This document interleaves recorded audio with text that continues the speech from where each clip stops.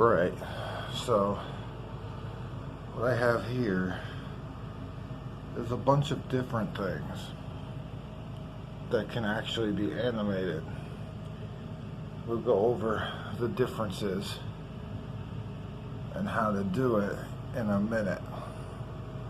But all of these things can be used and can be animated in different ways. Now, I think for this demonstration, because there's so much to go over, I'm just gonna do some really simple animations and show you how they work.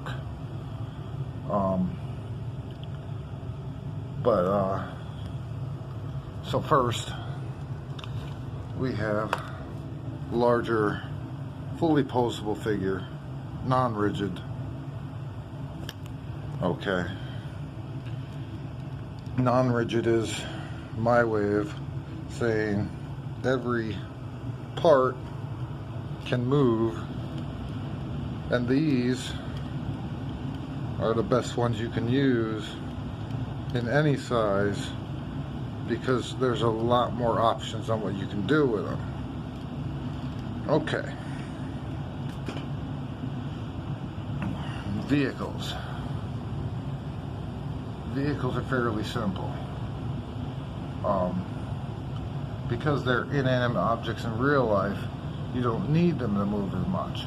So they're one of the easiest things you can animate. Okay. Then you have semi-rigid, like this one here. His joints don't move, but he still has some movement to him. Okay.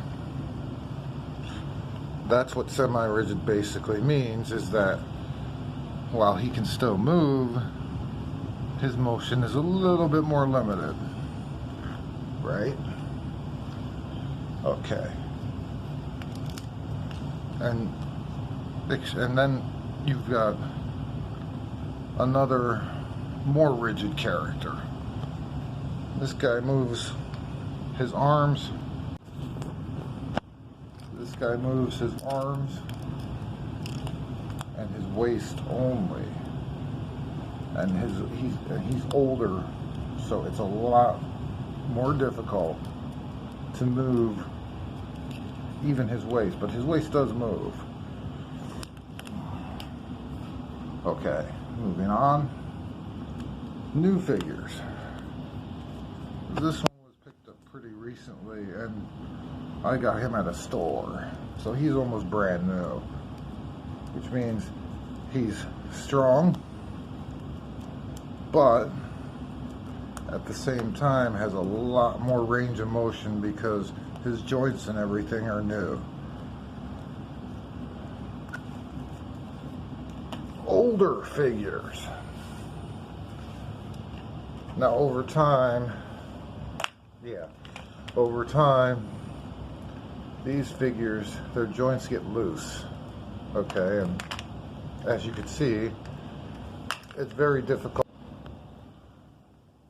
They don't support their own weight. Not without a lot of work. See, he's very wobbly. But he's been around for a long time too.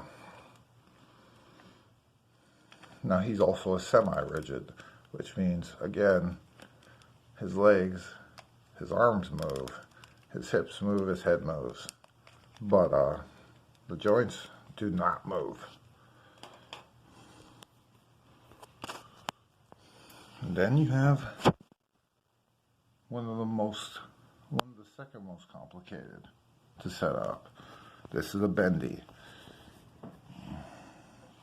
Now, you have to get them just right to get them to stand on their own, because a lot of times they won't. But if you work at it,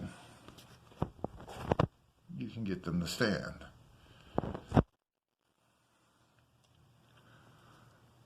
Then even these little toy soldiers can be animated, but they're totally rigid. Nothing moves. So it takes a lot more effort to get this guy to look like he's doing something.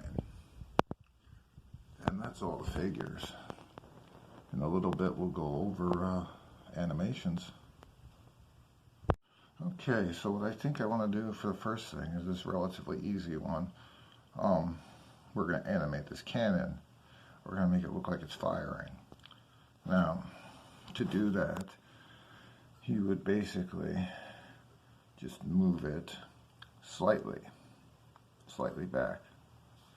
Okay, and then you would take a photo of that and move it slightly back again, and take. And all you're really going to do with this is just keep moving it back and taking snapshots. Now, one move at a time, and then you take the picture, just like that. But make sure your hand isn't right in the photo when you take it, because you want it to look like it's doing it on its own. But I mean, okay, and we'll actually do the animation and we'll show you how it should look.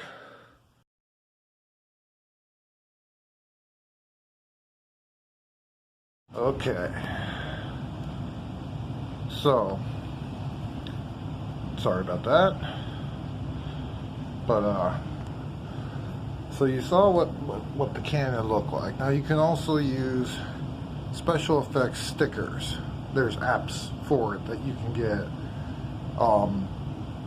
and that's what made the smoke and fire effects.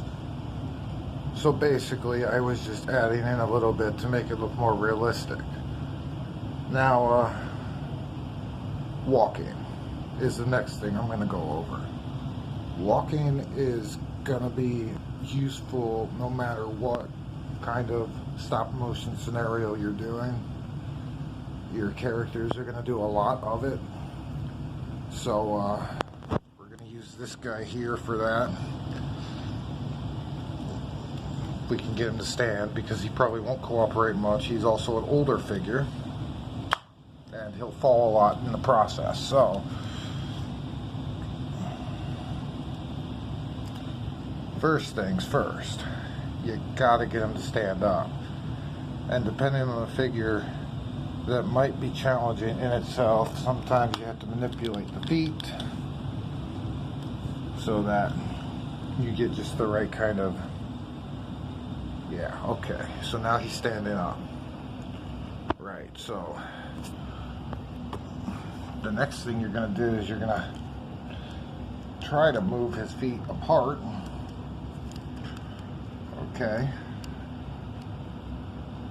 So it appears that he's, like I said, it's not easy to do, but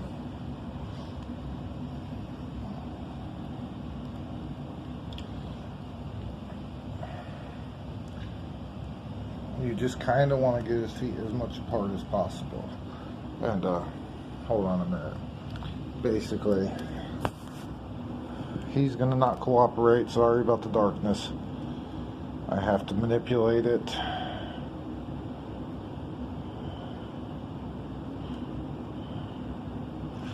Okay, so you see how I have his feet situated? Okay, and that makes it so it looks like he's taking a step. And then you would take that photo probably at that range, because you kind of want it to look like he's off, and you get the whole frame and everything, you know. So anyway, you do the same thing with the other foot, as I'm doing right now. My hands have to move it, so it's going to get dark a couple of times before we're finished here. Right, so again, you move them like that. See what I did there? And it just looks like he's taking steps. And that's what you're going to keep doing, and each time you make him take a step, you take a photo. Really simple.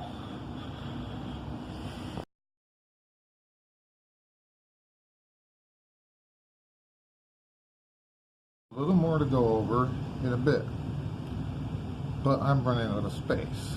So I'm going to post this, delete these videos, and then start something new.